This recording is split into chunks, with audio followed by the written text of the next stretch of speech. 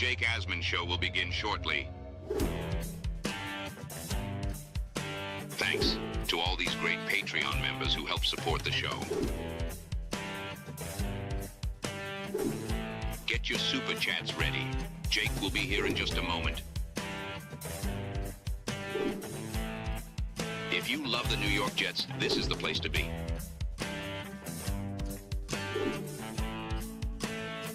And now, the Jake Asman Show. Well, the New York Jets pay Sauce Gardner. There's a lot of debate on that, but we now have some new information that I think makes the answer obvious. We'll talk about that and much more. Boy Green will join us. It's the Jake Asman Show. First day of July. Let's hit it and get it started. Man, our Jets are primed to win another offseason, baby.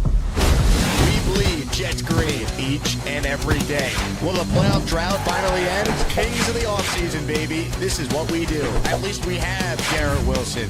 We have Breece Hall. Please subscribe and hit the like button below. Super chat, baby. Cut the line. We have Sauce Gardner. We have Quinn Williams. Prepare to be underdogs. Now it's time to talk all things New York Jets. It's the Jake Asman Show.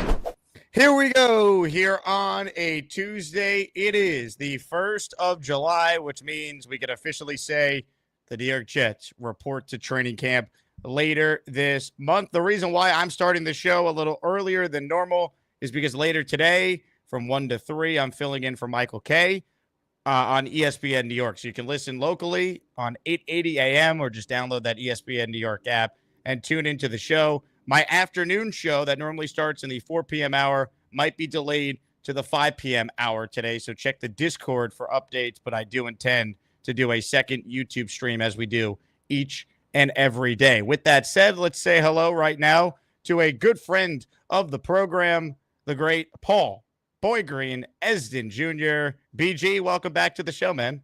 It's great to be back, Jake. I'm glad we're able to connect the dots, baby. And to kick off the month of July, prime time positioning here for Jake Asman to plug and play into the starting lineup. I am honored. Yes. Well, I'll tell you what, Boy Green. Anytime we have you on, the show can get off the rails. And I would expect nothing less than that happening in July when it's a little slow right now. There is, some stuff here or there. But I will say this. I was not expecting yesterday an NFL trade of any level, let alone a trade involving two former Pro Bowl, All-Pro level players, and there's Jets ties to that deal. So before we talk about Sauce, what was your initial reaction to some rare June football news with the trade involving the Steelers and the Dolphins? And I love how trades come out in layers, right? So we hear that Jalen Ramsey gets traded to Steelers. I'm like, oh, okay, all-in move. All right, they probably gave up like a 7th-round pick or something because there's just been so much hoopla about, like, the Dolphins clearly want to get rid of Jalen Ramsey, so I thought that would tank his value and that it would be maybe a pick swap or something. It wouldn't be very much. So when Jalen Ramsey gets traded to Steelers, I'm like, oh, okay, interesting. When I heard it was Minkah Fitzpatrick, if we look at this entire slate as you have it here from Adam Schefter, the best player that got moved yesterday, in my opinion, is Minkah Fitzpatrick, and the Dolphins got him. So obviously there are direct AFC East ties to this, let alone the Week 1 game that's coming in. So first off, shout out to the NFL gods for giving us a trade on the last day of June for us to have something to talk about. But it seems like the Steelers are trying to take a page out of the Jets playbook last year of doing all these all-in trade kind of moves. Been there, done that, pal. Good luck, Pittsburgh. I mean, this has been the anti-Pittsburgh offseason, and it's sort of weird to see this chameleon out of its natural habitat here. It's a little bizarre. And, of course, the Jets, they play the Pittsburgh Steelers Week 1, so we'll get, potentially another Garrett Wilson versus Jalen Ramsey showdown. And tonight I say great, because last year Garrett Wilson had unbelievable numbers when being matched up against Jalen Ramsey. He's still a good player. I think he's more of a name than a superstar at this point. But, Pittsburgh clearly thinks they're a better team. I actually think low-key, one of the more underrated discussed parts of that deal, Jonnu Smith was really good last year for the Miami Dolphins. Him going to Pittsburgh is no small thing. They now have him and Pat Freiermuth at the tight end spot. And you look at the Dolphins' tight end situation now. I mean, I don't think the Jets' tight end room is great until we see what Mason Taylor is, but I think the Jets' tight end situation is significantly better than the Dolphins' tight end situation right now. The Dolphins thing just doesn't make any sense. So they want to get rid of Jonnu Smith apparently as quickly as possible this offseason. And then you hear as soon as they trade Jonnu Smith, NFL Network insider Tom Pelissero comes out and says, "Man, the Dolphins are in the shopping mode for a tight end." Yeah, because you just traded Jonnu Smith. How does that make any sense? How are you possibly going to get an upgrade over Jonnu? Weeks out of training camp. That doesn't make any sense to me. I don't understand. And hey, I always go back to, I believe that was the second Dolphins game where Jonnu Smith has nothing through like the first three quarters. Then in the fourth quarter, on like the final drive in overtime, he freaking killed us. They just kept going to him over and over and over again. So he could be a problem. He's given the Jets some problems in the past. So to only get him now once this year, thanks to this trade, that's good news for Jet fans. Yeah, I am thrilled about that. And then, you look at the Dolphins secondary now. I mean, they have like a very good nickel corner from my understanding, but outside of that, I mean, their remaining cornerback room, Storm Duck, Cam Smith, Ethan Bonner, Artie Burns, Kendall Sheffield. I mean, they have a couple of rookies who they added either in the fifth round or a couple of undrafted guys. Like, they do not have a very good corner room. And I feel like Miami is in a spot where if they don't make the playoffs and maybe even win a game, there could be some serious changes there. I don't like this Miami team. I don't like their offseason. I cannot believe that they're one hit away from Zach Wilson having to come in and play meaningful games for them. Last year, their backup quarterback situation killed them, and they doubled down with Zach Wilson, of all people. So I'm not sold on Miami. Call me a homer. That's fine. I think the New York Jets are going to finish in front of the Miami Dolphins in the AFC East. As do I. And I would say this as well as part of that. The Dolphins have arrogantly sort of trumpeted around this offseason that they identified Zach Wilson. He was our clear plan at quarterback. And I go, okay, let's see how that works out with the most volatile health-related quarterback in the entire National Football League. 1 year, Tua has been fully healthy, and that was the year he ends up getting paid. And now he's been super questionably hurt. To hear that, Zach Wilson obviously is one injury away from stepping in there. Maybe the Dolphins know something the rest of the National Football League doesn't on Zach Wilson, but I doubt it. I doubt that as well. We're talking with Boy Green here, his return to our show. Hit the like button if you guys are just tuning in. Make sure you subscribe to the channel. Yesterday, we did our 30th Asmaniac raffle. Congrats again to our three winners. Our winners yesterday, Kyle Clifton, Dylan Terraman, and Jerry Jett. This week, our theme is Mount Rushmore Jets in honor of the Mount Rushmore conversation on the program last week. So we're giving away a signed Broadway Joe Namath helmet, a signed Don Maynard helmet with a Hall of Fame inscription on it, a signed Joe Klecko Hall of Fame inscription helmet, and finally, a signed Darrelle Revis jersey. So Mount Rushmore Jets is the theme.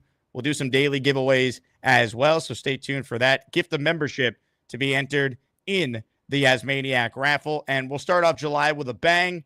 The first person to gift 5 memberships or more, we will double it. So if you gift 5, you're in for 10. If you gift 10, you're in for 20 as a way to kick off the month of July. Now, Boy Green, let's talk about Sauce Gardner here, because there's a chance that he gets a long-term contract extension from the Jets at some point this month. I'm hoping it's before July 22nd when the Jets veterans officially report the training camp.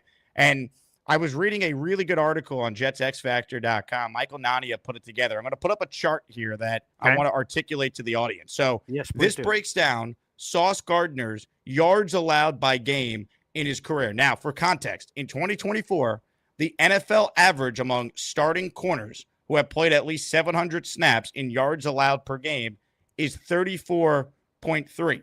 So as you see here on the screen, in Sauce Gardner's career, he has gone out there and he has very, very few times allowed that many yards in a single game. He has been one of the most dominant corners in the league. I'm also going to pull up his numbers in comparison to 2 other corners who have been paid over the last 2 years. Derek Stingley Jr., who got paid this offseason, and obviously Patrick Surtain, who got a big contract before the start of last season. Now, here's what I want the audience to understand about this, and a good job by Michael Nania on Jets X Factor for putting this together.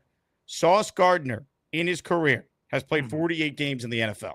In 39 of those, that's 81% of his games, he's allowed under 35 yards, which once again is about the league average bar for a starting cornerback in the league. In more than 4 out of every 5 games, Sauce has allowed fewer yards than the average NFL corner. So he's not just a little better than league average. He has been exceptional. And I get it.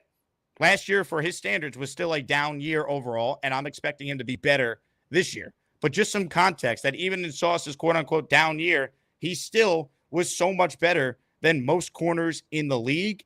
And this is a guy that is obviously, to me, young, talented, works hard. I think he's only going to get better. I want the Jets to extend Sauce Gardner. I think by waiting, it's only going to end up costing them more. I know I put a lot out there, Paul, but your thoughts on this chart and just the general idea on paying Sauce? I'll just start off with this. I love charts, so thank you for the show and tell here. Michael Nania of JetsXFactor.com, a good friend of the program.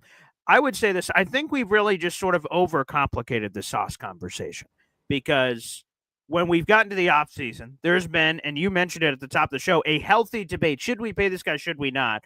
And if so, how much, this, that, or the other? We just all need to take a step back and breathe for a moment. When is the last time? Well, actually, we can even go in reverse. Think about all the Jets first-round picks over the last, say, 15 years that played for the Jets, were terrible, and then left the Jets. And not only did they leave the Jets, never get another NFL opportunity ever again. Think about that list. And by the way, that list is incredibly long of guys that just flamed out immediately. No one else ever gave them another chance. Like the Jets' run was so bad that's it. We never need to see that player again. And now let's go to Sauce. Sauce has been friggin' exceptional. 2 of his 3 years, and this is we could call this a surface level stat. Obviously, this is deeper. A first-team All-Pro in 2 of his first 3 seasons. Sauce Gardner is an awesome corner. Whether PFF wants to call him number 1 or we could debate whether he's in the top 5 or wherever you want to put him, he's an awesome player. The question should not be, should we resign Sauce? That answer to me is obvious. Of course we should. He is a pillar of this team. He is one of the best corners in the league. We dream of drafting a player that is half as successful as Sauce and want to keep him forever. Now we have a guy, and now we're all sort of going, I don't know. The holds on every play, but not great tackler. Doesn't get the interceptions. We are nitpicking this really good player. I'm not saying he's perfect. I'm not saying he can't get better. Of course he can by all the measurables that we've already pointed out. Sauce should be a Jet for life.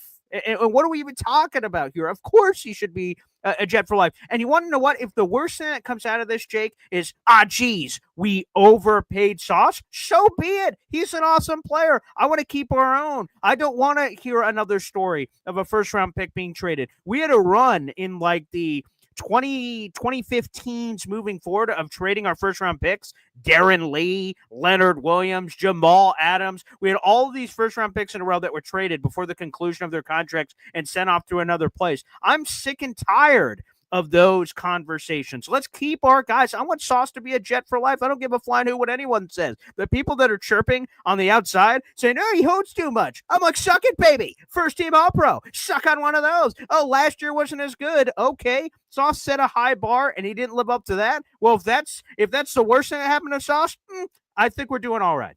I'm with you because, for some context here, Patrick Surtain has allowed under 35 yards in 44 of his 65 career games. That's 66%. Derek Stingley has done it 22 times in his 37 games. That's 59%. Once again, in Sauce Gardner's career, 81% of his games, he's allowed under 35 yards, which is the league average bar for starting cornerback play. So while I would like to see Sauce be a little better at tackling, a lot of corners aren't great tacklers. Deion Sanders is maybe the best ever. He was not known for being a good tackler. I would like to see Sauce definitely catch the balls when he does get limited opportunities, make the most of those opportunities. When you get your hand on the ball, come through with the interception. I think he's working to improve on that. I of course, he's not perfect. Like, he's not Darrelle Revis. I think the bar that some Jet fans have is comparing him to maybe the best corner of all time. When Revis was in his prime, I don't think there was anyone who was ever better at the position. And I think Sauce,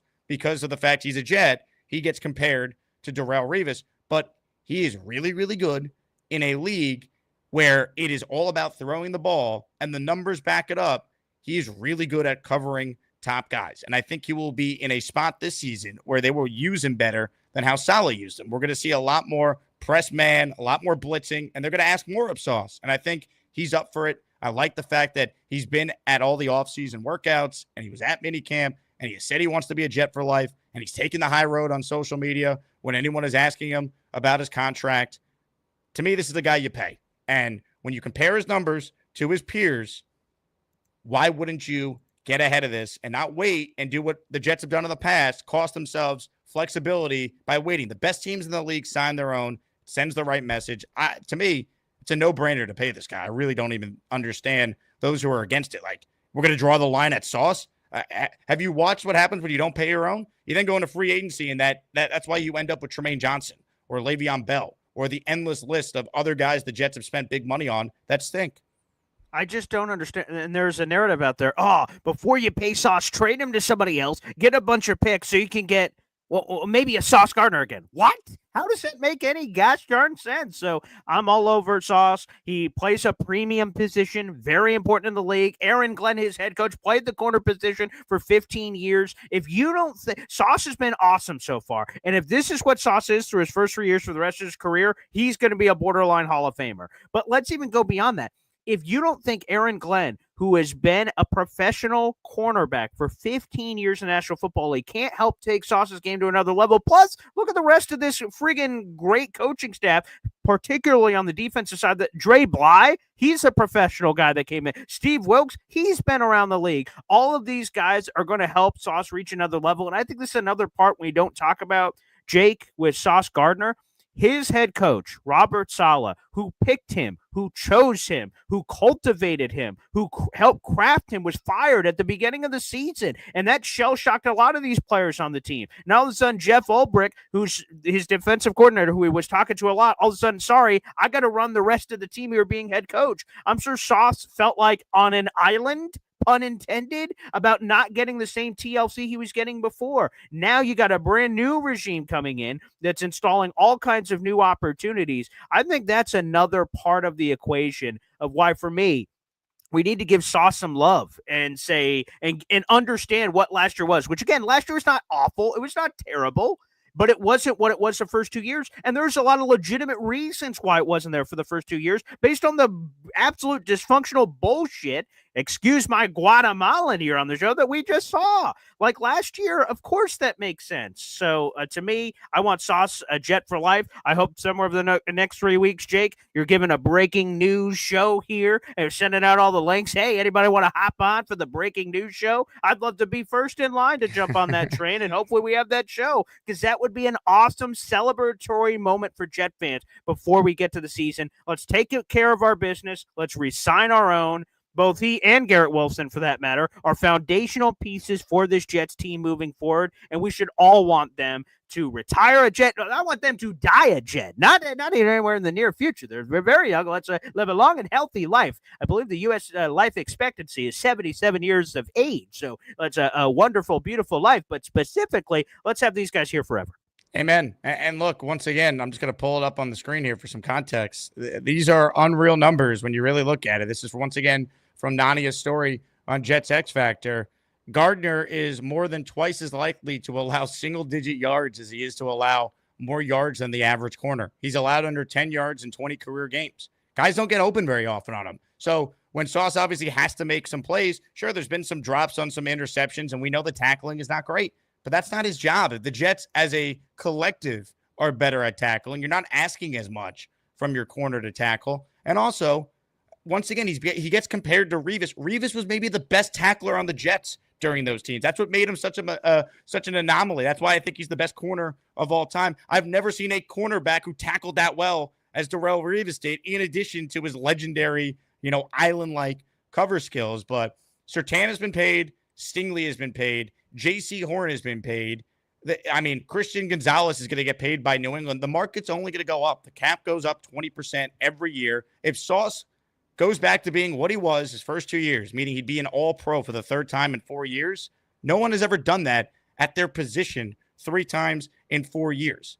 No one has ever done that at the corner position. And then he's not going to ask for a penny more than what Stingley got. He's going to ask for $5, maybe $10 million more, because he'd be the next guy up looking to completely reset the market. So I think they're going to pay him. It sounds like there's positive momentum for it, but hopefully people see these numbers and realize, well, last year was disappointing relative to everyone else at the position. It's not that bad. And if that's his worst year as a Jet, I think we'd all sign for that immediately. He was still really good last year. He still was a top 5 corner in all the categories that matter. And how unfair is that, right? Oh, Sauce Gardner's a first-team All-Pro. He's the next Darrelle Revis. Move over. Revis is a Pro Football Hall of Famer, first ballot, unquestioned superstar, and I get it. We're a slave to our teams, right? That we love making comparisons to our own teams. Like, Sauce. Oh, is he Antonio Cromartie? An analyst said he's Revis and Cromartie, and then we all start going crazy here. I understand all that, but how inherently unfair is that to compare Sauce to one of the greatest corners, not just in Jets franchise history, one of the greatest corners in NFL history? Why don't we just do this? Instead of hopefully Sauce becomes the next Revis, how about Sauce is the first Sauce, and other players in the league want to be the next Sauce? That's the greatest compliment you could give in the NFL. I love that. Hit the like button if you're just tuning in. Shout out to everyone who's watching us live right now. Boy Green is with us. He was a regular on our show during the most recent Jet season. We love getting Paul on when we can in the offseason. G-Man the Prophet, we love when he gives memberships. We said the first person to give 5 or more, we would double for the raffle. So G-Man, congratulations. You're the first one. You're in our upcoming Asmaniac raffle. Ring of Honor, Jets-themed raffle for 10. We're the freaking New York Jets, so we're built for this shit. I botched it. For 20. For 20. Thank you, G-Man. Jay, JC Jets, Envelet, RB, K-Brock, Joe Lombardo, Carl Duncan, Daniel Scavino, Tommy Clifford, Jorge Galvez, the Human Fund, all receiving a channel membership. While we're on the topic of Sauce, Boy Green, where are you at with Garrett Wilson? There's been a lot less buzz, a lot less noise around Garrett to this point. I think his contract maybe a little more difficult to do because a lot more receivers get paid, and it's a lot more of a position that's maybe contingent on who your quarterback is, who your coach is, whereas you could tell if a corner is just elite because a lot of it is individual matchups one-on-one. But your thoughts on Garrett? Do you believe the Jets extend him as well this offseason? First off, just random, G-Man the Prophet won our June month giveaway earlier today on the Boy Green Daily Show. So G-Man Prophet, make sure you do reach out. So apparently a lot of great things are happening in your life, buddy.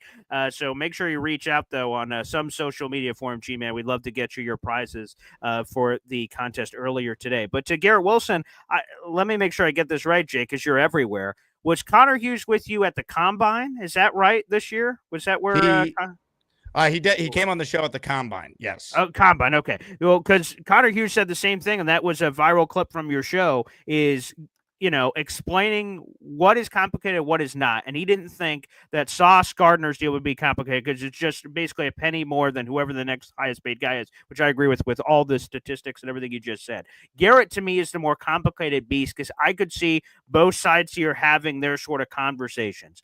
Garrett's numbers are their numbers, and they're really good. They're the best 3-year start to a Jets career we've ever seen in franchise history. That's a pretty good feather in the cap for Garrett to come to the negotiating table with. On the other side, he has not been Justin Jefferson. He has not been Jamar Chase. He's not put up those numbers. If I'm Garrett, I'm like, yeah, because I played with fucking 8 quarterbacks, buddy. No wonder I didn't put up those numbers. And the Jets go, well, are we just supposed to magically project what you would have had with a better quarterback? That's probably a hard thing to negotiate with. So it sounds like everything is amicable from that standpoint, Jake, that when we've heard these updates, it's like, positive directions, right?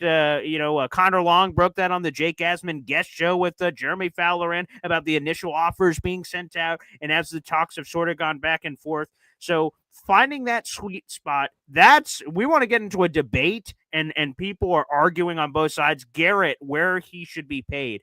I think I'm comfortable at a number at $30 million-ish, per year on a multi-year deal. Is it 31? Is it maybe 32? Okay, but I go back to the Sauce thing.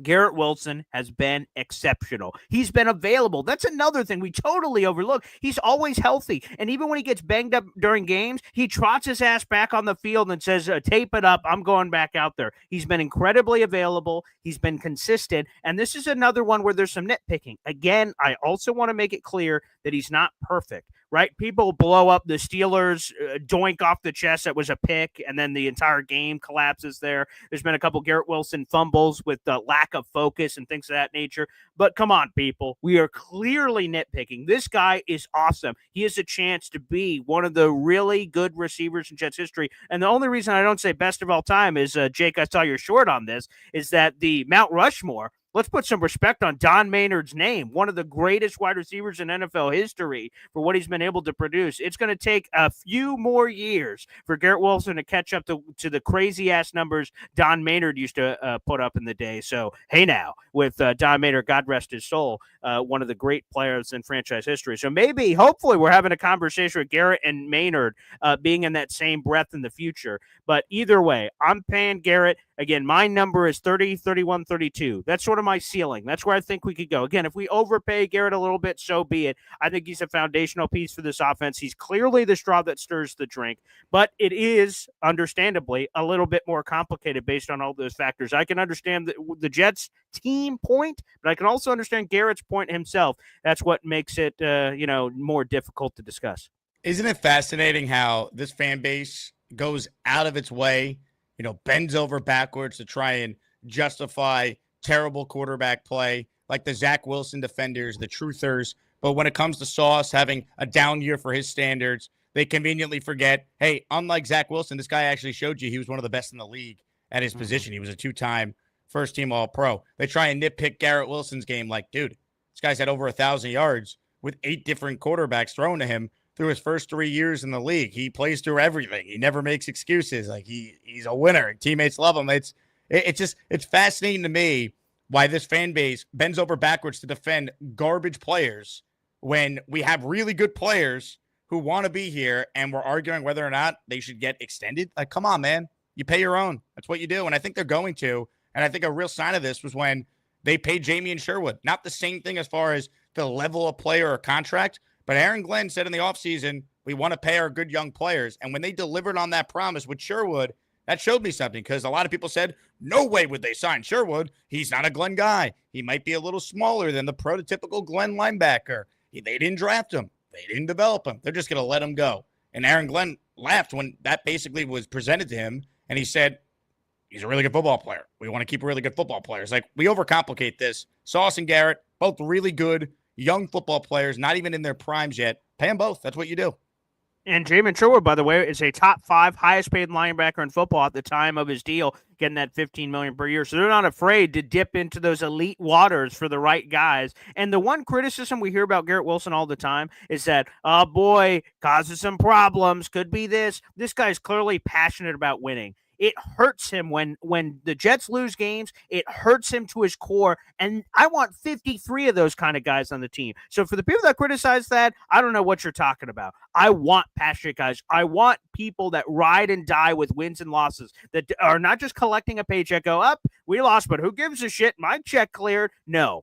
This guy is invested in the team. Those are the kinds of people you want to build your organization, your franchise around. So pay that man. Get the hashtag signs out for pay that man for Garrett Wilson. He's a special player. And I think being reunited with Justin Fields, again, I know a lot of people are talking all kinds of shit on Justin Fields. I think Garrett Wilson has a chance to go to another level with the pre-built chemistry. We all just assumed Garrett Wilson and Aaron Rodgers are figured out. Really good quarterback, really good receiver. Boom. They're going to just figure it out. And obviously it did not happen that way. So to have two guys that know each other intimately from their college days and being reunited, I think that could result in absolute firepower and fireworks in 2025. The Jake Asman merch store. It's been open for about a year, jakeasman.com/shop, but we have new items inside the merch store. For the first time ever, we're now selling Jake Asman Show pennants, Asmaniac, and Jake Asman Show flags. I mean, are you even an Asmaniac if you don't have a flag or a pennant in your man cave? I mean, come on. Check it out. Patreon users, 20% off with your Patreon code you get. Shout out to all the Patreon folks. We're going to update the list of names later this week. So join my Patreon. There are still group tickets available for the Tampa game if you want to sit with Jet fans, if you're making the road trip. And if you want to get your tickets locked in for Jets Panthers, we still have tickets and some field passes left for the first 75 who lock in their spot. So check it out. I just posted the link in the live chat, and it's obviously in the description as well. Huge shout out to Paul Taxter, who is the second listener to gift memberships today. Paul joins the raffle for 5. Thank you as always, Paul. Yeah, here we come, baby. Here we come. Here come the Jets, man.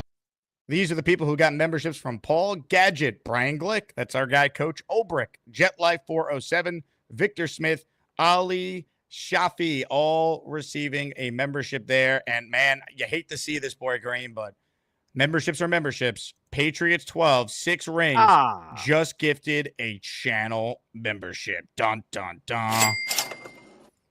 Bad. Money's Have you money. been following the 6 ring saga? I have not. What's been going on? So this guy, he's a Patriots fan. He's now regularly tuning into the show, calling in, but then he called in one time wearing Dolphins gear and didn't understand why that would be a problem. Also doesn't understand why my chat hates him and makes fun of him when he calls into a Jet show wearing a Tom Brady jersey. When he calls into a Jet show and the first comments he made was, "You see this jersey? It's worth more than your whole franchise." By the way, he's from Canada, so bad representation of our friends up north. Happy Canada Day to all, especially Boomtown. I mean, just an absolute disgrace by this guy, Patriots stuff. And now the issue we're having is he's been hacking my show in stream, making Beastbreaker look like a wizard from Harry Potter and look like different characters from Star Wars. Bim boom boom bim boom bim boom boom boom bop bim boom bop bim boom bop bim boom boom bim boom bim boom boom boom bop. It's been a real problem that we've been dealing with. Abracadabra. And then the latest example is this. All of a sudden, this was just found on my screen before the show today. Wizard and magical fart blasting.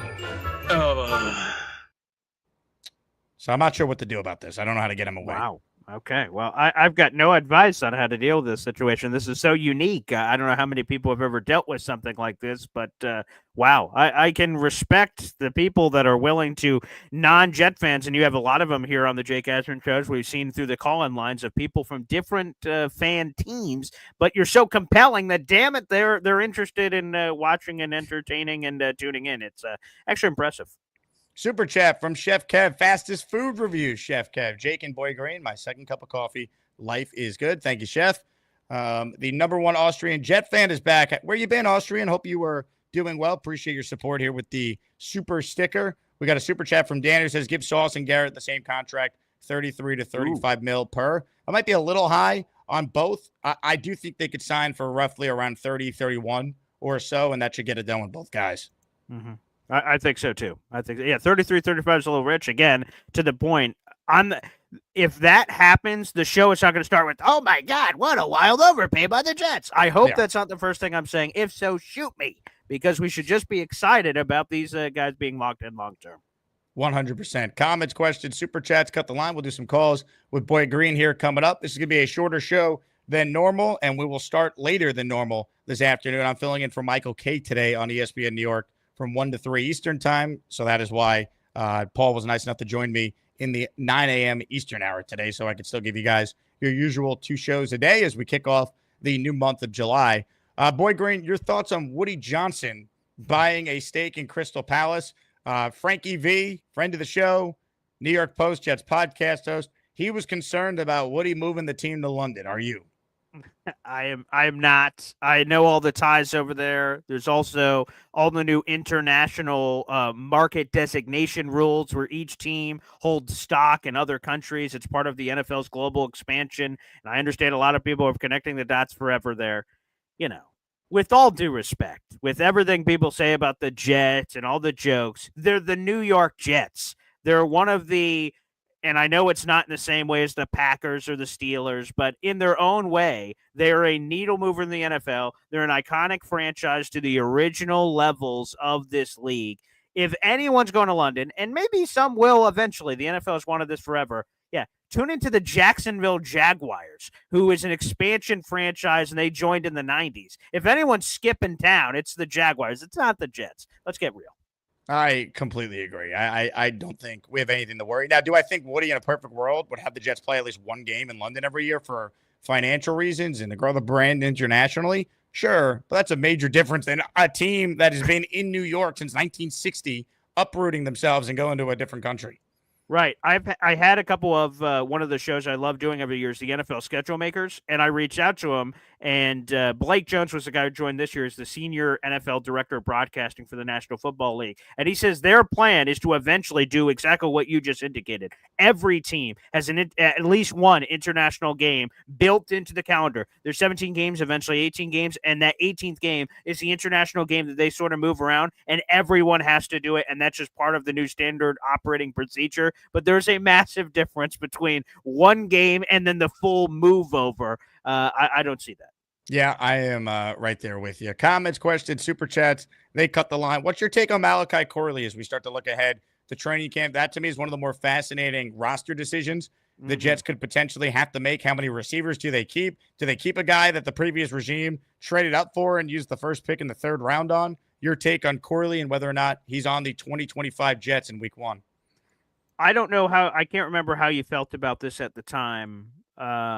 Corley makes a stupid mistake on Halloween night, and then the Jets end up winning the game. And then Corley, after the game, it might have been the next day or the next week because it was a short week for Thursday Night Football, so it might have been the following week.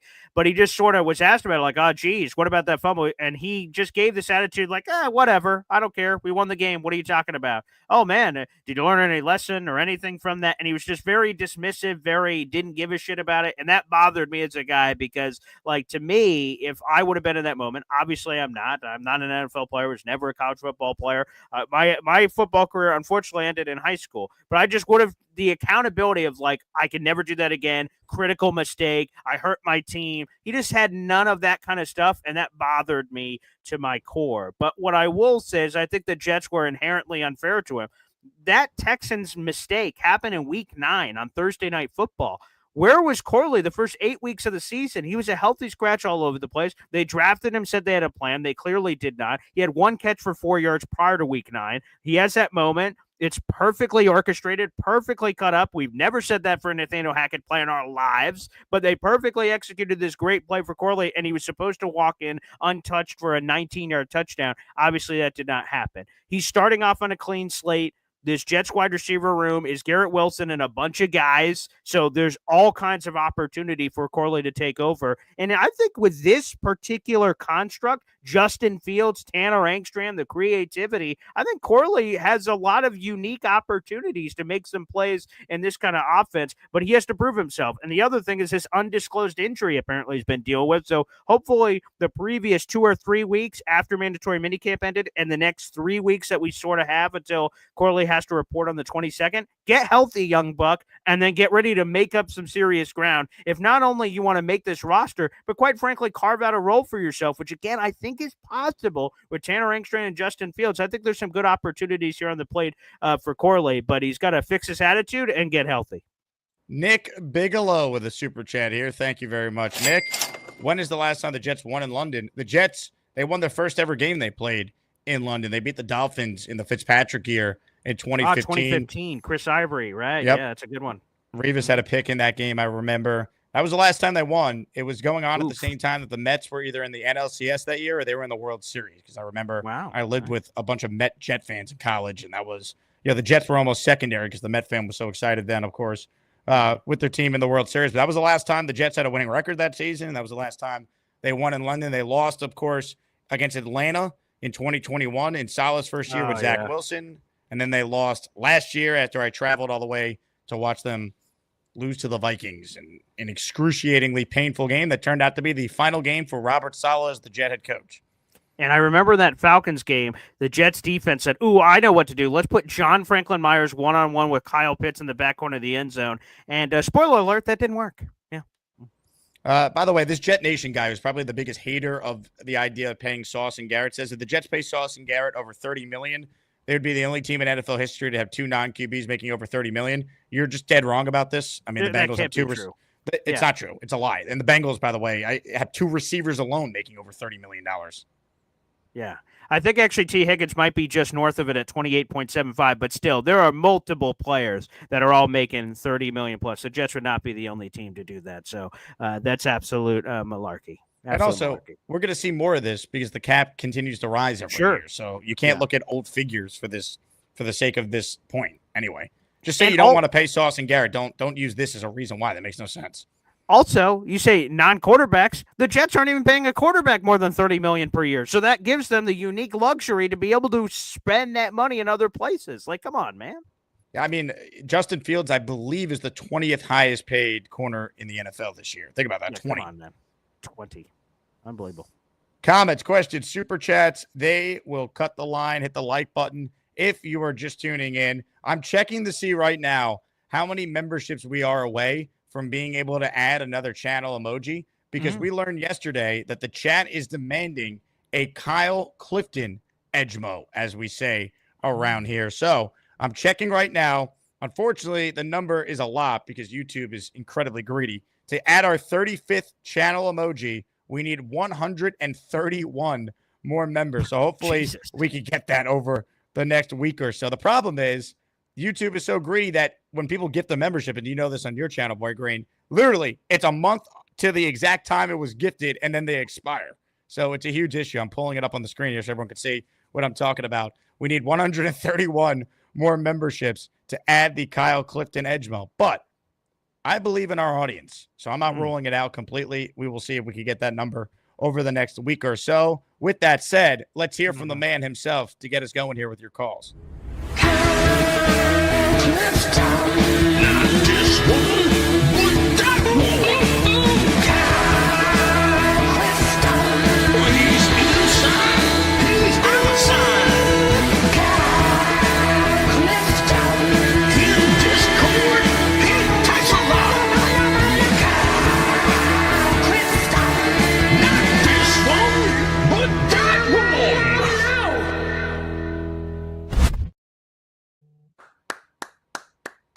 Hello again, Paul. Jake. Good to see you, Kyle. Clifton. Yeah. Kyle Clifton. Yeah. So that's a great honor if it does indeed happen. I think that what people don't realize is that, Revis is a once in a lifetime player. Like, he was a different player than Sauce. He was a badger at the line of scrimmage, the best hand fighter as a cornerback that ever was. He would knock people off their routes, and within 5 yards of the line of scrimmage, he was misdirecting guys. He could hold up physically until his wrist went. As he got a little bit older, it got a little bit harder for him to maintain that. But he was a special player for, I guess it was a 5-year period there. Sauce is different. He does it with length and speed and anticipation. Not as physical, not as good a tackler. That doesn't mean that if he's half the player that Revis is, that you don't pay him. And I think he's more than half the player that Revis is, to be quite frank with you. So, and all this other stuff, like worrying about the golf and stuff, like, he could be out playing basketball. That would be a greater concern to me than getting out golf and working on his hand-eye coordination, getting a little light exercise in his spare time. Maybe we know that the people on this channel have an affinity for redheads. Maybe they don't like the fact that Ice Spice is not a natural redhead. I think that's definitely part of it. Yeah. Yeah. So there might be a little anti-Ice Spice bias going on. That's pretty much all I had on Sauce. Great show. I'll talk to you guys soon. Ladies and gentlemen, Kyle Clifton checking in. Juju says, yeah, I'm canceling my membership. Bad call, Jake. I have no idea what he's referring to. But I'll tell you what, Juju, I'm going to make it easier for you because I am sick at looking at your icon. All right? You disgust me. So we'll see you later. You get the fuck out. But not actually, because I actually don't know what you're mad at me about. Let's see. Hit the like button if you're just tuning in. All right, okay. Boy Green, I'm just going to give you a warning here. Okay. There's a guy on the line right now that boy. this chat is disgusted by. I don't know how this is going to go. He's not called in a couple days here. Ladies and gentlemen, you know this can only mean one man, and that one man is 6 Rings. Hello. Oh. You know, I was kicked out of Hogwarts for placing curses too. And in the words of Bobby Lane, the Jets won't win for 50 years. And I sacrificed them on a silver platter.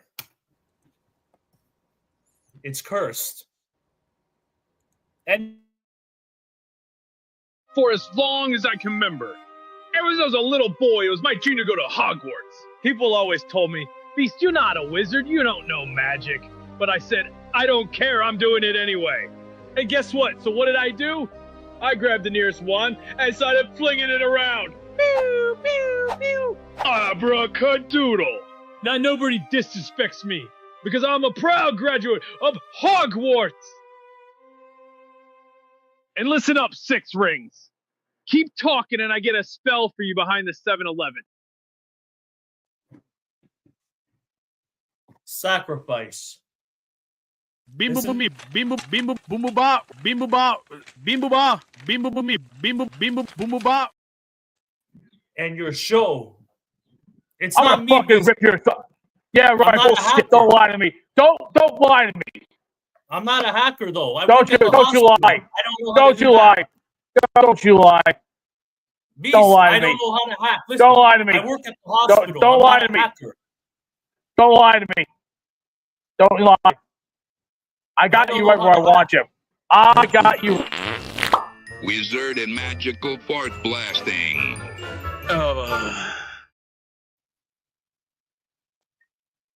You think this is a joke? Yeah, right. Don't bullshit me. It's not me. Oh, Listen, I swear, Yeah, right. Beast, I don't hack. I work at a hospital. Right. Sure. Abracadadoodle. Really? You think you know who you're playing with? You're playing with fire, buddy boy. You stepped in the fire, now you're gonna pay the price. Bimbo boomy, bimbo bimbo boomo bop, bimbo bop, bimbo bop, bimbo boomy, bimbo bimbo boomo bop.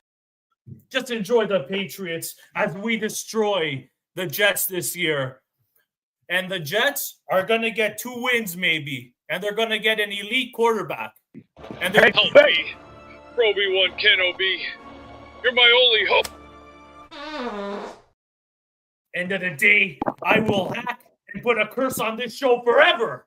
There's no escape, you tubby bastard. Don't make me destroy you and make 6 rings a regular on the show. Bullshit! I'll never let 6 rings be a regular. Or maybe I'll send you back to Hogwarts School for attic-dwelling Jedi doodles. Hey, if you don't stop playing that Harry Potter shit, I'm gonna leave the show anyway. Uh-oh. You hear that, B. Skywalker? 6 rings just sent you to the hole again. There we go. Admacadoodles! I'm with Beast. I don't believe for a second that 6 rings is not hacking the show. I mean, why are those clips firing off the way they're firing off, BG? It doesn't make any sense. That's true. The math ain't mathing there. The math ain't mathing. Unbelievable. Hit the like button if you just tuning in. Comments, questions, super chats here. Castaway Jet checks in. Happy Canada Day. Castaway Jet, I see you're paying with some Canadian coin there, I believe. Can you do a third show every day? I think there is more Jet content to cover. I don't know, man. Is there real at times in the season there's been, but a third show? I mean, that might be tough. Maybe this is a joke. I don't know. I appreciate your love of the show. Tune in to Boy Green if you want a third show. He'll be live at 7:30 in the morning. Let's see. Prestige Shogun writes in. Yeah. I said this yesterday on Boy Green's channel. I graduated high school last Tuesday, which means I started pre-K and graduated high school before I saw a Jets playoff win. Jesus. It's not good. Not good. No. I mean, there's kids like Connor Lawn that they're like best Jets season is like Josh McCown. Mm-hmm. Brutal. 2017 Josh McCown. That's the best offense they've seen. They don't even remember the Fitzpatrick year. Oh my God. So That's bad. impossible. So bad. Comments, questions, super chats. They cut the line. Let's see what you guys are thinking on the phone lines. Let's get to more of your calls right now. And joining us is a fan favorite, someone that many believe is one of the voices of this fan base. I'm Ricky, New York, and I love to smoke. Florida State, I really love Florida State. Hey, easy Thomas, you know it's from Florida State. At any rate, I call into smoking debate. Florida State, I really love Florida State. At any rate, thanks for taking my call, G.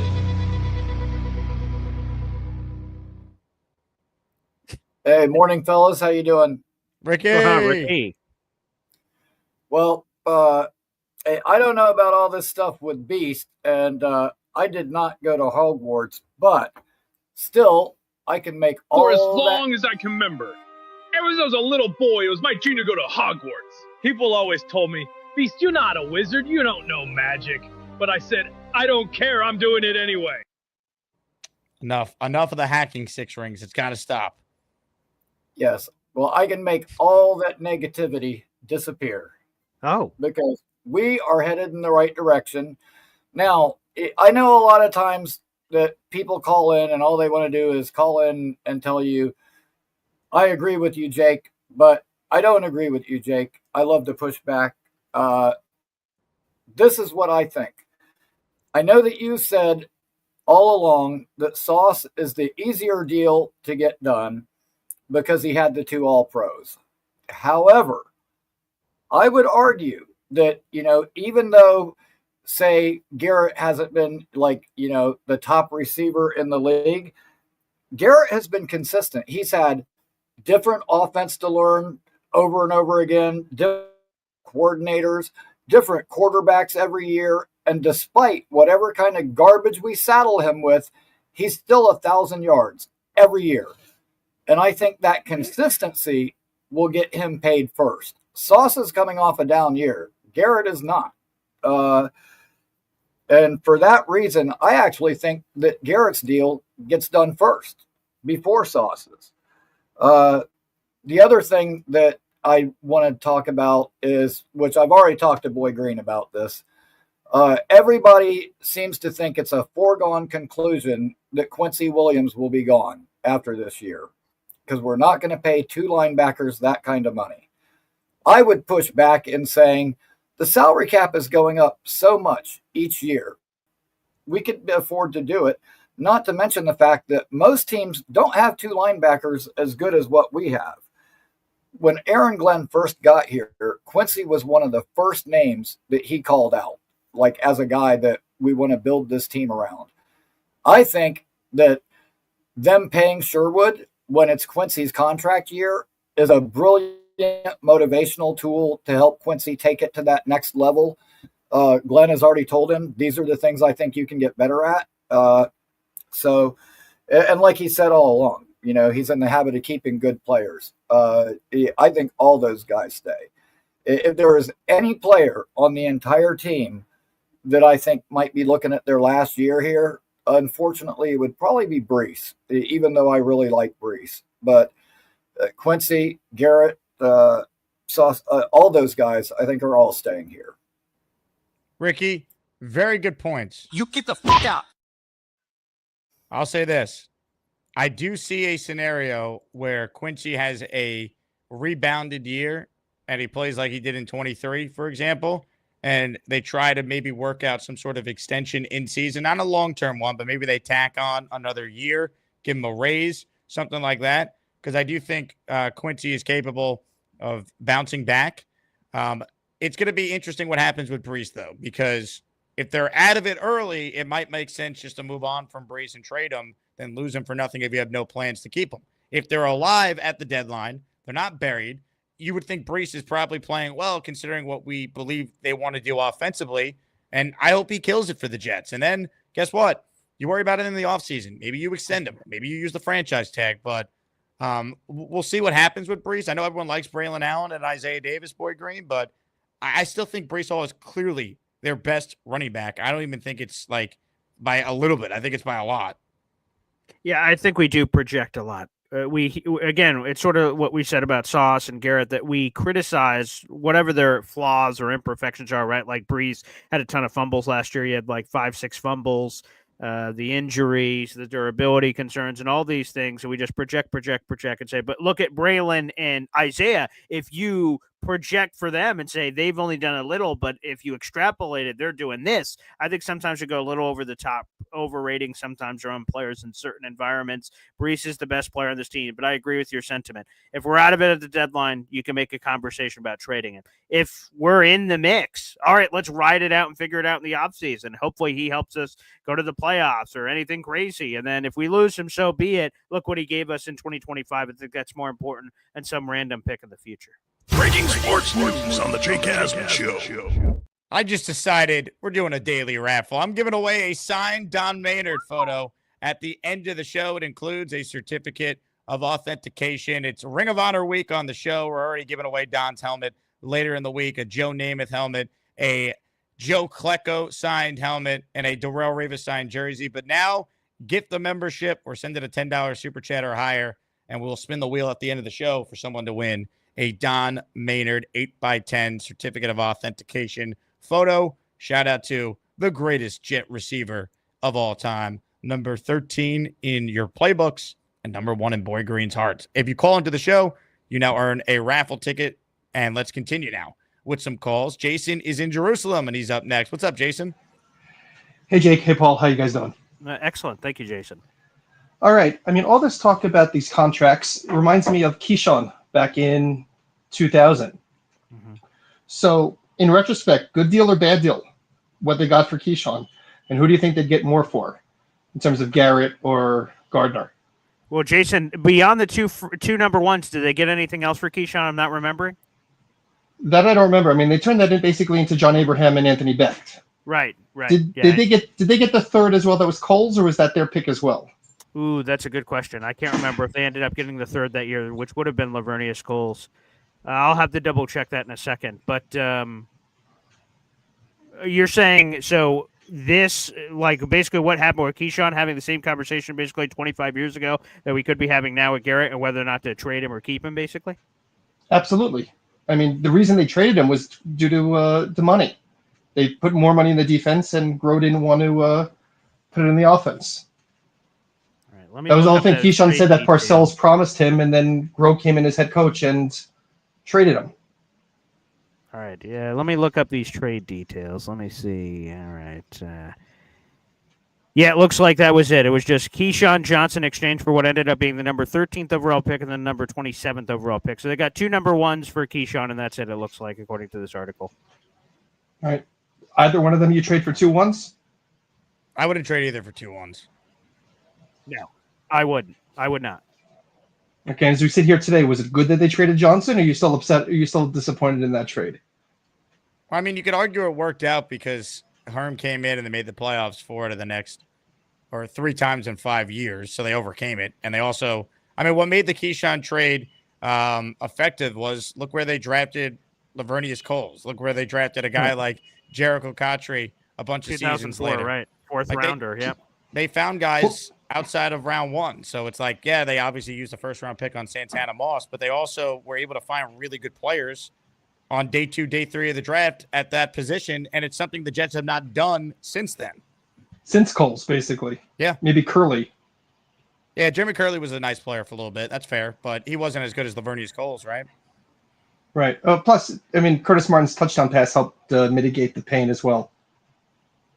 And just to your point about the 2 future first rounders, right? Like Becht ended up being a player in the league for a long time. I know he wasn't a great Jet. And then you have Abraham, who is a borderline Hall of Famer. When you evaluate his entire career, there's always the chance of you're drafting a Calvin Pryor, a Louisville Slugger, a D. Milner, I get Quentin Copels, Vernon Golson, God damn it. Oh, God. Which, again, I still have that 56 jersey in my closet from 2008.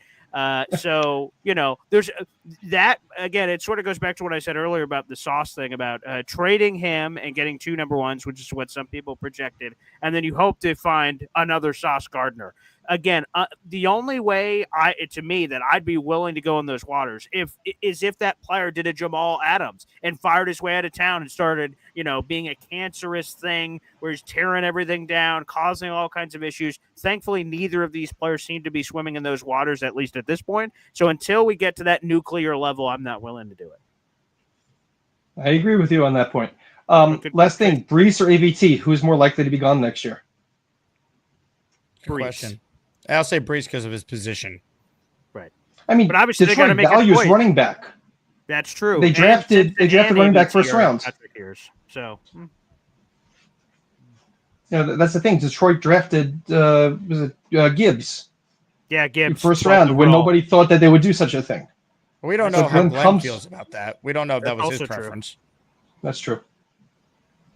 All right, guys, keep up the great work. Look forward to listening to you guys. Thanks, Jason. Go ahead, Jason. Yesterday during the show, when you mentioned about 7 hours, I'm disappointed you didn't do the Chris Hansen tone when you mentioned 7 hours. You can't do a football show and not say 7 hours. You mean the Scott Hansen? Football. Yeah, Scott Hansen, right. Chris Hansen, something else. Yeah, Scott Hansen. Yeah. 10 Sundays till NFL Red Zone's back, a.k.a. week 1 of the NFL season. There you go, baby. Let's see. Interesting thought there from Jason. So interesting. Nice. I am a fan of football, Boy Green. There's no doubt. Yes. Now, I don't know if you got to run. But I appreciate you giving us an hour. You're more than welcome to stay on for some more calls if you so Sure. choose. Yeah, I'll take one more. So whoever you pick will be my last one, whoever it is. Oh, I think you're in good hands with this then. Ladies and gentlemen, joining us right now on the Gusbuster Umbrella Hotline is none other than... He thinks that Gary needs more shots upside his head. This cowboy hates when you don't believe in achievement. Well, they call him One Punch Brigger. The moon landing was free. They call him One Punch Brigger. His claim is not too dirty. One Punch Brigger. Hated jokes and swiping sides. One Punch Brigger. Don't you know they need one? Yeah!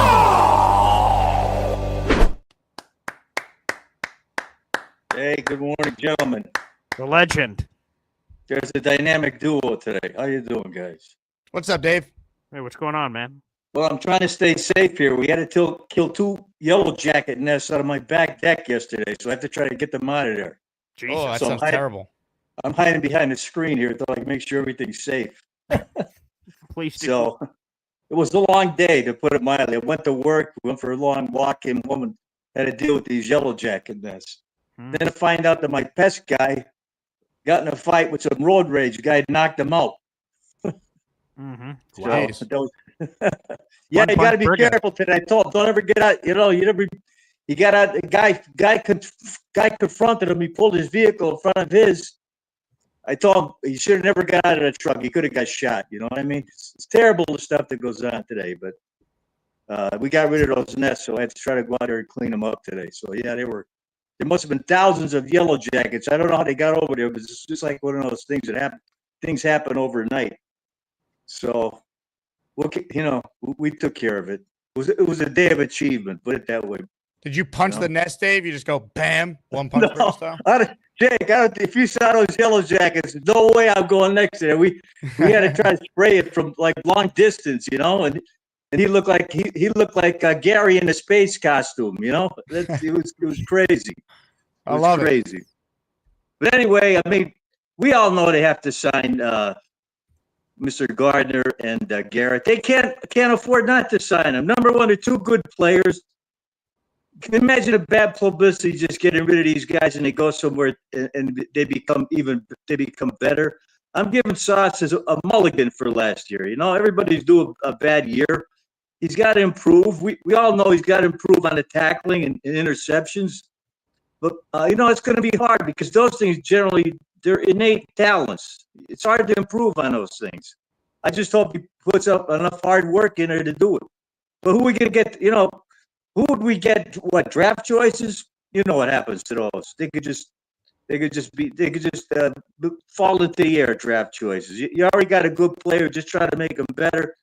Garrett, we have who else do we have to replace him?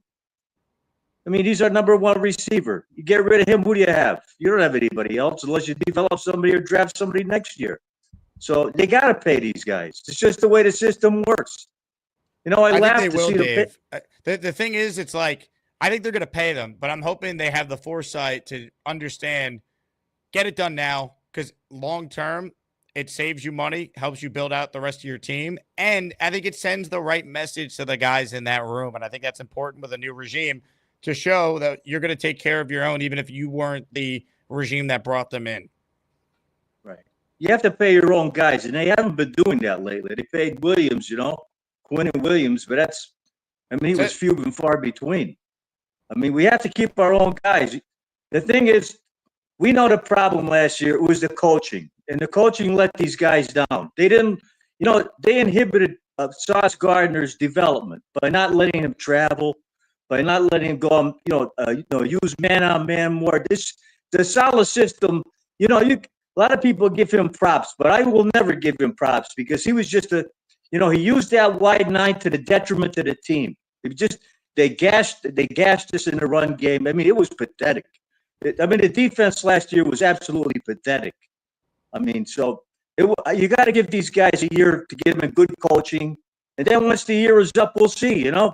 I think Glenn's, he's running the team, and he's astute enough to understand when he's got good players and when he's got guys that don't want to be players. You know what I mean? You guys get it.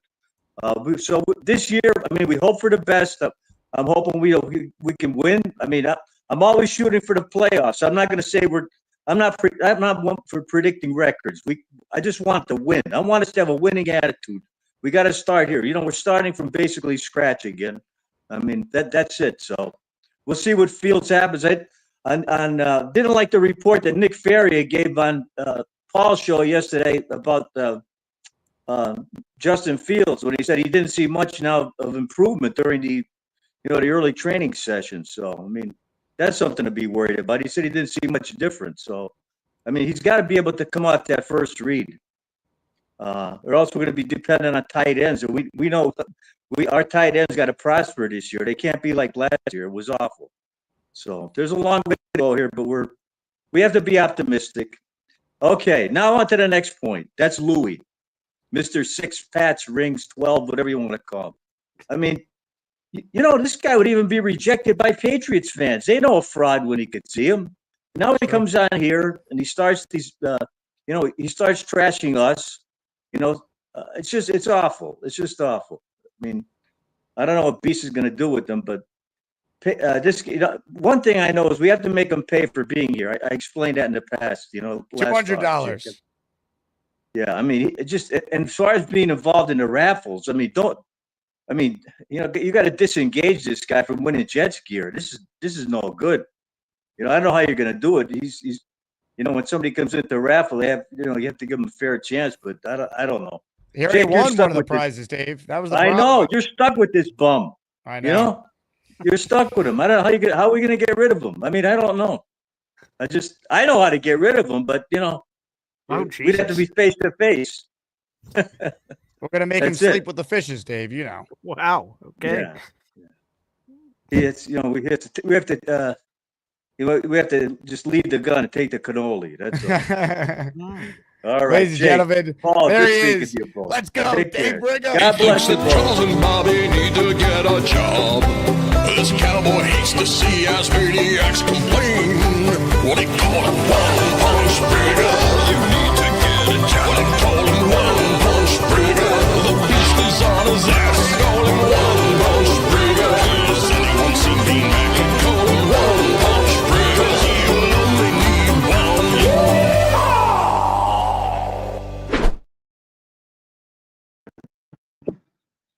Right now, we're heading towards Cicero right now. It's showtime, people. And don't worry, the party is just getting started. Abracadabra. Move the traffic. Let's go. Everybody up. Bim boom boom bop. Bim boom bop. Bim boom bop. Bim boom boom bim boom boom boom bop. We know 6 Rings. I can smell the lies from a mile away. He's gonna have to learn. Wizard and magical fart blasting. 6 Rings at it again, BG. Unbelievable. Well, I just have to say that, Jake, there's no better way. I told you, hey, man, one caller. That's all I got time for. You picked no better one than a hit being placed on the Jake Asman show. God bless. Thank you, Dave. There you go. Good luck with that. And 6 rings, 12 rings, hoopla rings. Keep your head on a swivel, young man. Keep your head on Unbelievable. Unbelievable. Paul, where can people find you if they don't already know? That's it. At BoyGreen25, baby. We're trying to make a chase to 10,000 subscribers on YouTube, so every little bit helps. Appreciate it. Jets content every bleeping day at 7:30 in the morning, baby. Love it. Every day. Doesn't matter what time of year it is, weekends, holidays. Boy Green, live every day, 7:30 a.m. I don't know how you do it because I'm not a morning person, so God bless. It's a special. I'm a glutton for punishment. I mean, that's basically it. Yeah. Love it. Ladies and gentlemen, he is Paul Boy Green Esden Jr. joining us on the show. Good to get Paul back on. As always, make sure you guys check out his channel, as you heard him plug there each and every day. Let's give a shout out to the great Rick Kent. Rick gifting 5 channel membership. We're the freaking New York Jets, so we're built for this shit. And Rick, since you won a Don Maynard photo yesterday, I'll tell you what, if you win today, we'll try and come up with a swap for a different signed item. I got a bunch of stuff I've accumulated, and I'll send you some options. You tell me what you want, or if you want something from the merch store, you let me know. But Rick, either way, appreciate the support. You're in the weekly raffle and our daily raffle at the end of the show. By the way, I showed the wrong image of Don Maynard in the photo on the screen when I announced the daily raffle as a little surprise mid-show. The photo I purchased is actually a Hall of Fame inscription Maynard photo. Comes with that sticker of authenticity as well, but it actually has Maynard's Hall of Fame 87 inscribed on it, making it more valuable. So gift away if you want in.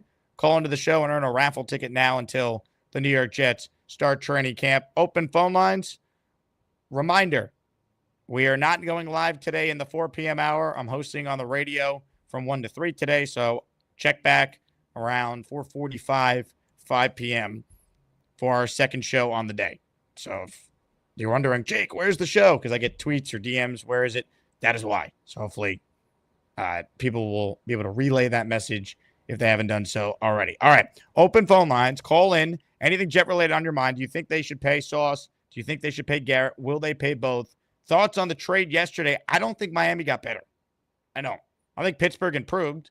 I don't know if it truly makes them more of a Super Bowl contender, but I think they're the team that got better. I think Jonnu Smith's a really good player. Miami got weaker at corner. They got weaker at tight end. Minka's really good, but he's not, to me, as valuable as a good corner. So I'm just not necessarily sold to this point on the Miami Dolphins. I'm really not. I'm not saying that the Jets are definitely better, but if you told me right now, predict which team finishes with a better record, I could see the Jets finishing in front of Miami. Wouldn't surprise me in the slightest. Let's see. Incel Allen, great uniforms there. Yeah, talk about a great uniform matchup here. Chargers Jets back in the late 60s. Gorgeous uniform matchup. And those Chargers powder blues with the gold pants, so nice. Glad they brought them back for the present day Chargers.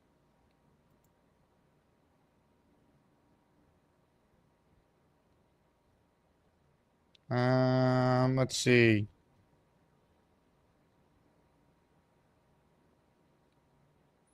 Jets Johnny writes in, how many times is Boom singing "Oh Canada" today?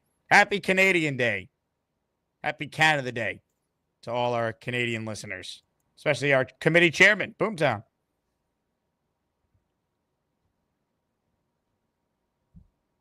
Canada Day. Nothing like it. Dave Brigga says, fabulous AFL look. Those were the days, my friends. No doubt. Kyle Clifton writes in, do you know how hard it is to be a two-time first-team All-Pro corner? If Sauce does it one more time, he's probably in the Hall of Fame based on others who made it 3 times. Exactly. It's really, really hard to play the corner spot, especially in today's league. The rules have never been more difficult on defensive players.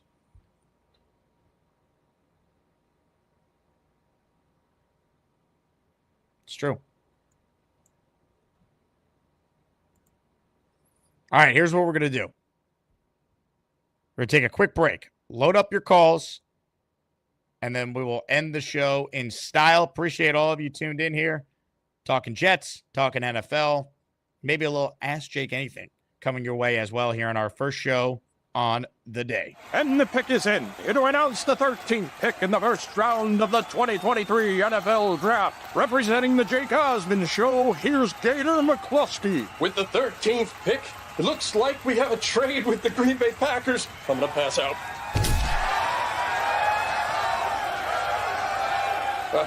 The Packers send the Jets quarterback Aaron Rodgers the 15th pick and a conditional 2025 second-round pick. The Jets send the 13th pick quarterback Zach Wilson along with 6 months of free Netflix along with these Burger King coupons. And now for a special announcement from Jake Asman. There's consequences to saying dumb things on this show. FM, you're going to the Shadow Realm, bozo, for life. See you never.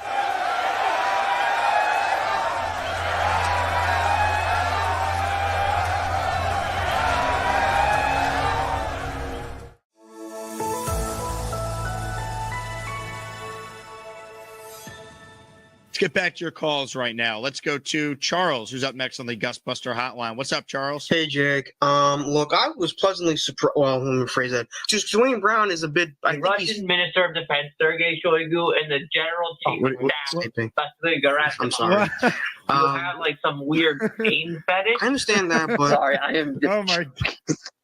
Hypocrite's a bit much. And honestly, I don't. Oh, what sleeping? No, they don't need that. I'm sorry. Oh my God. I'm sorry. So what's up? You want me to give you those senoritas your phone number? I'm sorry. It's killing me. I'm just muttering randomly, but honestly, I don't. How did Sorry, I am just. Oh my. Oh my God. How did Gator do that? Just that. Oh my. I mean, what a ridiculous video. I mean, there's no words. There's no words. I thought that was legitimately Charles on the line there. But it just hilarious. Bimbo boomy, bimbo bimbo boomo bop, bimbo bop, bimbo bop, bimbo boomy, bimbo bimbo boomo bop. Waiting for a bus right now. Move to the next goddamn caller, please. We ain't got time for this. This bullshit. I'm up. Move to the next goddamn caller. Now.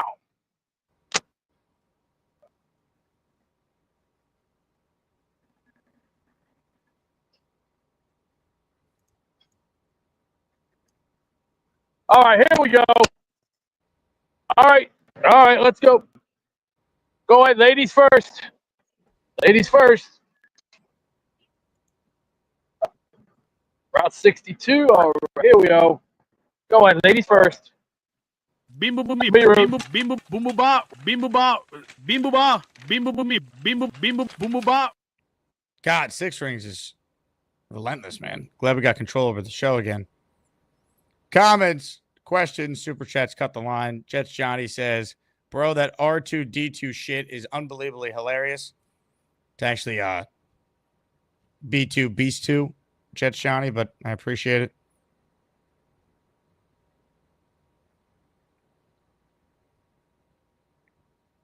Let's see. Bang Mateo says, Boy Green is also always wrong. No, he's not. That's not true. Bang Mateo, you're just a hater. You root against the Jets. Barbarossa says 6 rings is a menace of sorts and very elusive. He is. I'm hoping Beast is on a bus to tracking him down. Beast, is that where you're headed? I'm on the bus right now. I'm going to go pay my bills right now. It's pay up time. You can't pay online? No, I'm doing. It's called do it on foot like a man. I'll be a man and do it. Wait. You have to pay bills in person to be considered a man? That's right. That's right. Oh, and for Sauce, he's gonna do great. He's gonna be very good this year. You can bet on that. I take it to the bank. All $30 million of it. Can you explain to me the thought process behind paying bills in person, making you a man? Being the man, hey, like once said, being the man, woo, you gotta be the man. Now, I'm gonna say this one time and one time only. Sauce Gardner gonna have a great season. Justin Fields is gonna have a great season. We're gonna do very damn good, and you can bet your ass. It's gonna be the way it's gonna go, and we're gonna finish strong, and we're gonna win big, and you can take it to the bank every cent of it. And I don't care if it comes out of my pocket. I don't care if it comes out of anything. We're going to win big. Take it to the bank. Move on with the next call. We are going to turn it Beast, up now. Beast 6 rings just hacked my screen. He put up your diploma from Hogwarts. What up, Pendejo? He's just another Wizard and magical fart blasting.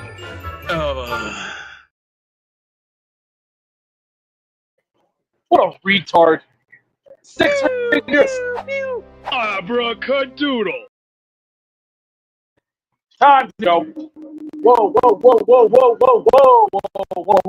Okay. Slow down, please. Here we are. Okay. All right, bud. Thanks for the tip. Time for me to bust off here. You know the drill. All right. Holla, player. Gotta go. Let's go. Everybody up, everybody out. Let's go. Everybody up. 1, 2, 3, 4. Move on, next caller, please. I got better things to do than dick around with monkeys all day. Let's move on to the next caller and get going. All right. Roby 1 Ken OB. You're my only hope.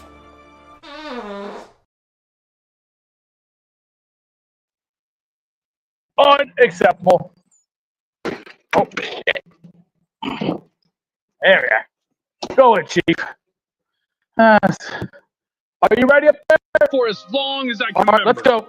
Ever since I was a little boy, it was my dream to go to Hogwarts. People always told me, Beast, you're not a wizard, you don't know magic.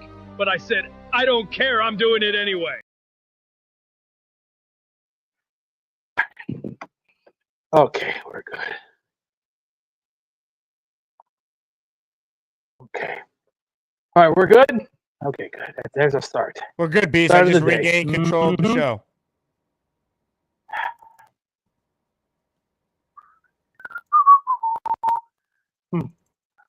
Everybody, please go along to the next caller. I got, not be so chauvinistic here. Please move along.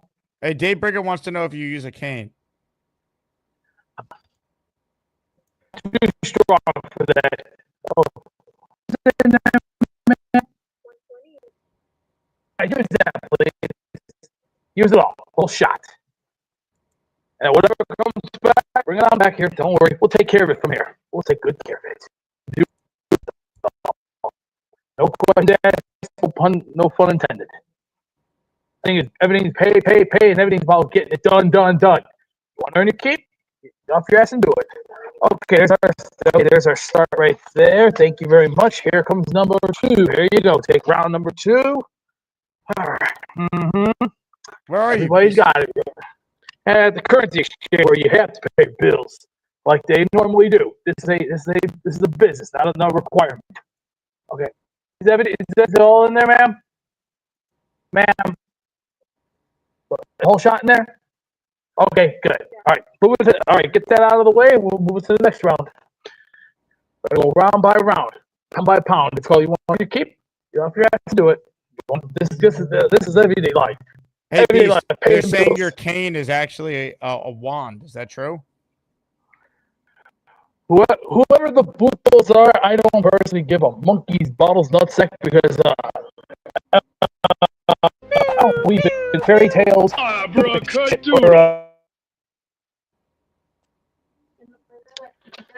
all right, we're waiting for the next bill. Okay, I'm gonna say this one more time.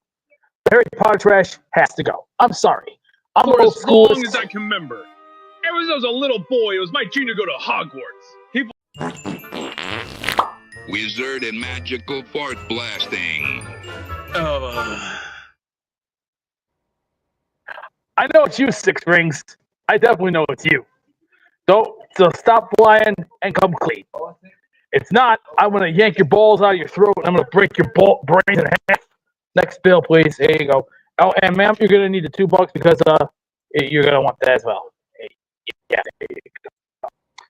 All right, that's our service. See, there's a thing that I do that's called service. You want to earn your fair share? Get off your butt. All right, ready for the next bill.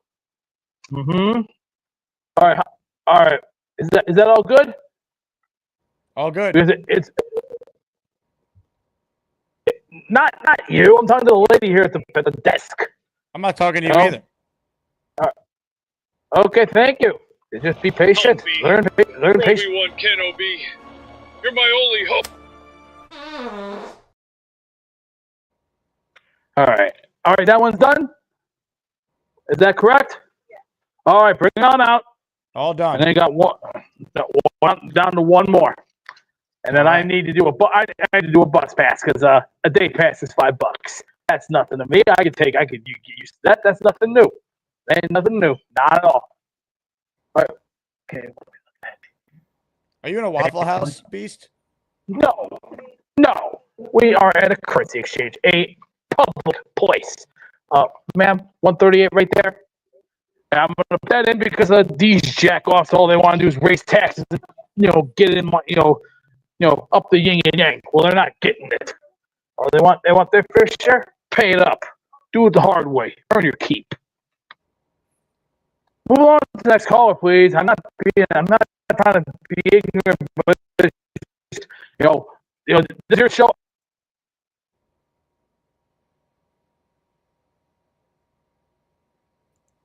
Please. All right, is that good? Ma'am, you good? Very good. Very good. Very good. I like that. It's much better. Sufficient. Oh, and ma'am, after done, can I get a couple, can you put a couple big bills down? 20s, 10s, and 5s out of these two? Okay, thank you. And I'm also going to need a date, so that's going to...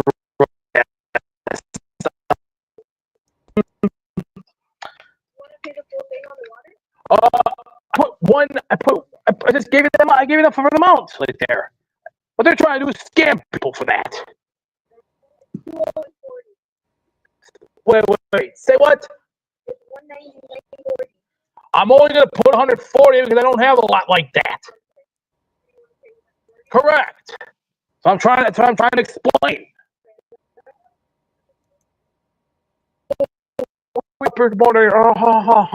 Hey, wait their turn like everybody else. Going down the toilet. Boom boom bop, beam boom bop, beam boom bop, beam boom boom beam boom bop. I'm trying to be nice here. This is getting really ignorant. I'm not trying to be rude and vulgar, but come on, this has got to stop. The memes have to stop. What? 20 and 5s. Oh, and ma'am, Dave, please, right here. Yeah, that's for the day pass. Thank you. I do not watch Family Guy. Family Guy is for morons. That stuff is low IQ crap anyway. If you want real good programming, watch The Simpsons. Get that through your head. Okay, what are we looking at? Wizard and magical fart blasting.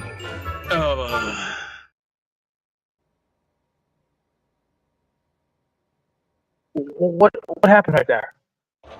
You're going through it? Obi-Wan Kenobi, you're my only hope.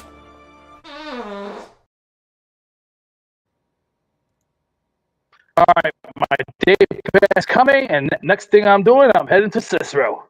Showtime, people. It's game time. It's game time. Bills are paid. Now, there's no saying, when the cats are away, the mice will play. There we go, and bring out the forge. There we go. That's what I call service. Everybody's got a hobby, right? Yeah, that's right. Now let's move along.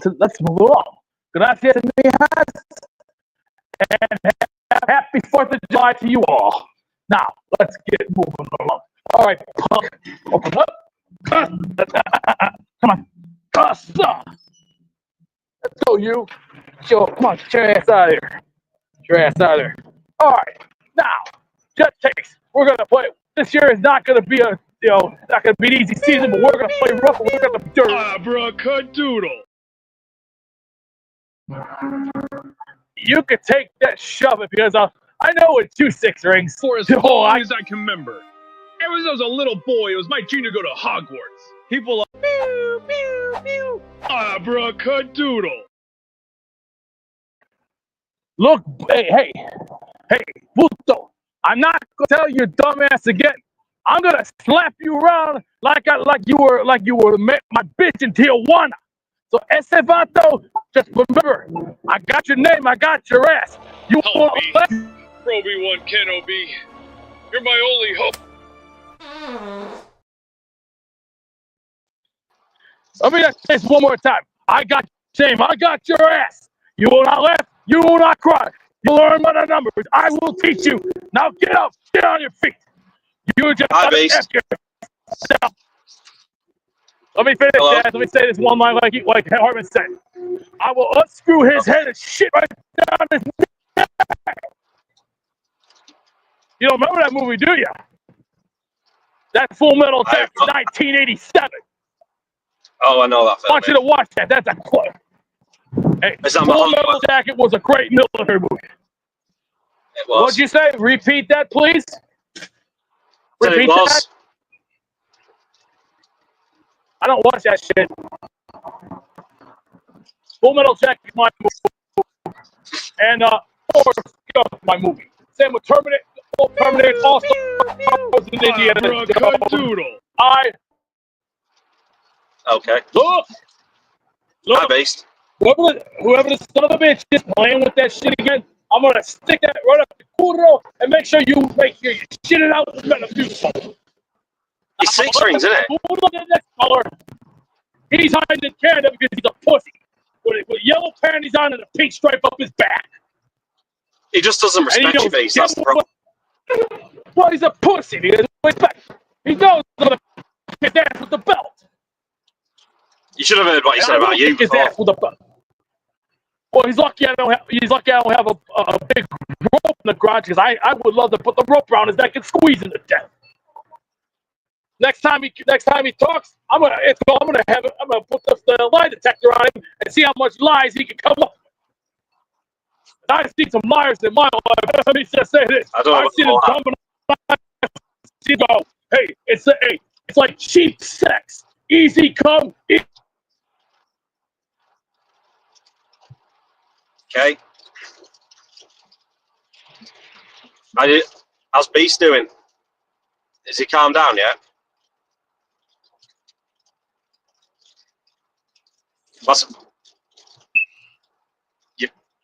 Yeah. I think he's hacking you again. I think he's hacking you. Fuck. He's gonna get the worst.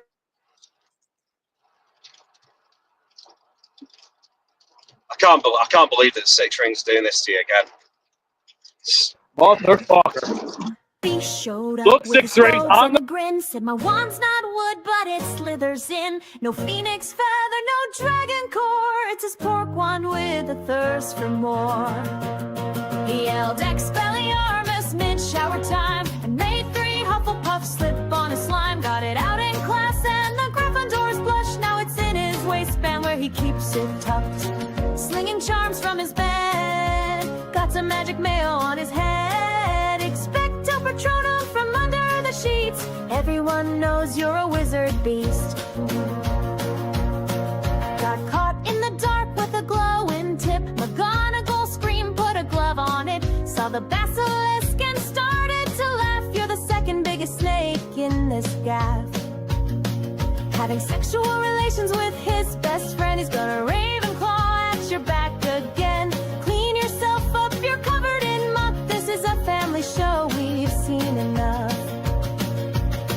Slinging charms from his bed. Got some magic mail on his head. Expecto Patronum from under the sheets. Everyone knows you're a wizard beast.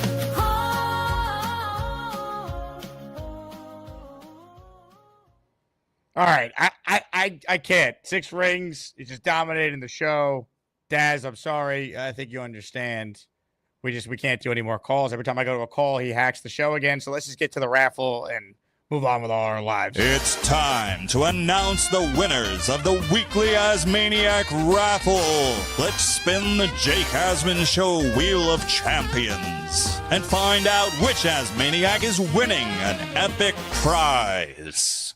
God. All right, I'm going to give away the signed Maynard photo right now. Thank you to everyone who called and gifted a membership to get in here. It's just unbelievable. Music, please. Okay, here's what we're playing for. This is the photo.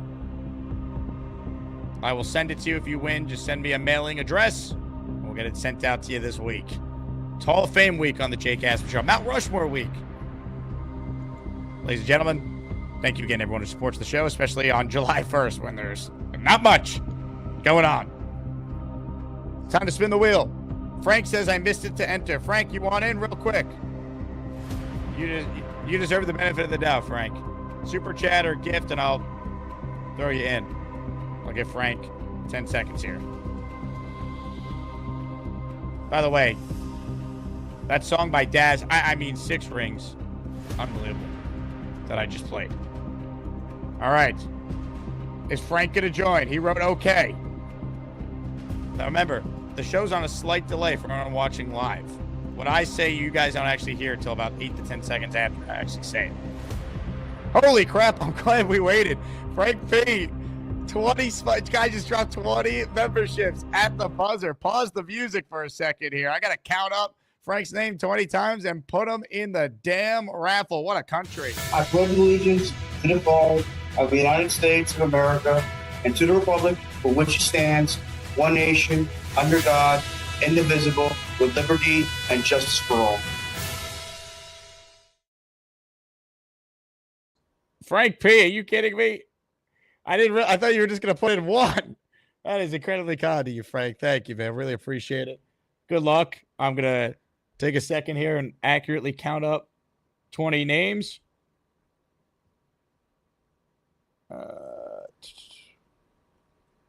There we go. He's in for 20 officially. Okay. Appreciate that, Frank. You're the man. And last but certainly not least here at the actual buzzer, Jets Johnny. He says, get me in.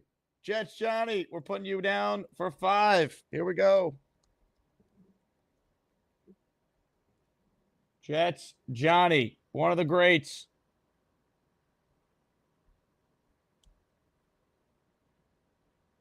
He is in for 5. Boom, shuffle the names. Here we go. Unreal. I'm just going to read the 20 from Frank because what a gesture at the buzzer here. Hold on. Frank, you didn't get this yesterday because it was hot as hell in my apartment because the air conditioning is not great. So here we go. 20 names from Frank, and then we'll raffle off the Maynard photo at the buzzer. Following 20 people are channel members, courtesy of Frank P. AJ, Ron G, Harris Bornstein, Tommy Scuderia, Mayor Landon, Unique Islam, Fat Five Freddy, Daniel Mazza, Wild One Productions, Dylan Barr, Evan J. Williams, Dean Paparella, Brian J. Six Rings is hacking the show, Henry Confidential, Beast on a Bus, Deroid, Jet Setco, Beast Breaker at Western Union, Flex Plexigo, Allen still likely has gonorrhea, Jay Sams, all receiving a channel membership. Ladies and gentlemen, I thought we were done, but we're not because I just saw this as I was reading the names. Jess writes in, put me in, coach. Raffles, Jess, we're putting you in for 2. All right, and after Jess, we're just going to, hold on. We're just going to cut it off. So I got to get to ESPN New York and do the radio show. Okay, Jess, thank you very much, as always, for your support. You are officially put in our Maynard photo raffle, which we're going to do as soon as I get us the dramatic music to make this a true raffle of champions here. All right, here we go. Again, thank you to everyone. We're back this afternoon. Stay tuned for more on that. Check the Discord for updates on the start time. Here we go. The winner of the Don Maynard signed photo is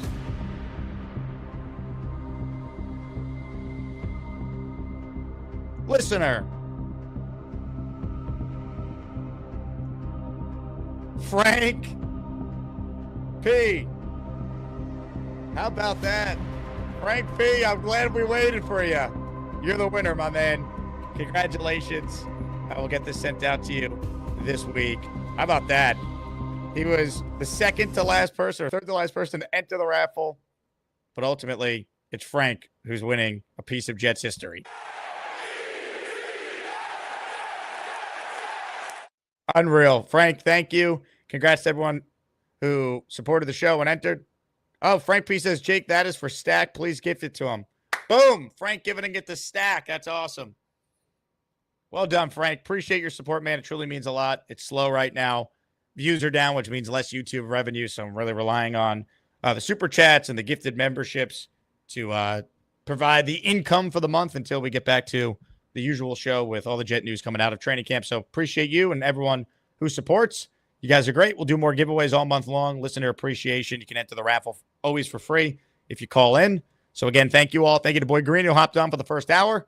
I will talk to you guys soon. Happy Canada Day to all our Canadian listeners, especially to our guy Boomtown.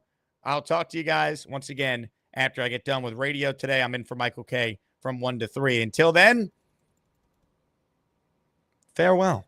And always remember that with great power comes great responsibility. So keep that in mind as I play this. I'm going to get gonorrhea and kiss on the cheek. Yeah. Oh, I got gonorrhea. Oh, my God. I got gonorrhea. Kiss my cheek. Gonorrhea. Gonorrhea. You have to have sex to have gonorrhea. Would you silence, or should I do one of these?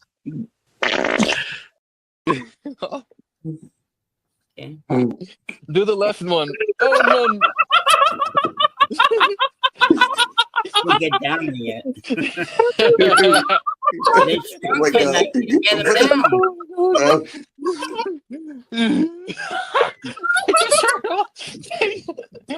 your shirt off. You can't get it.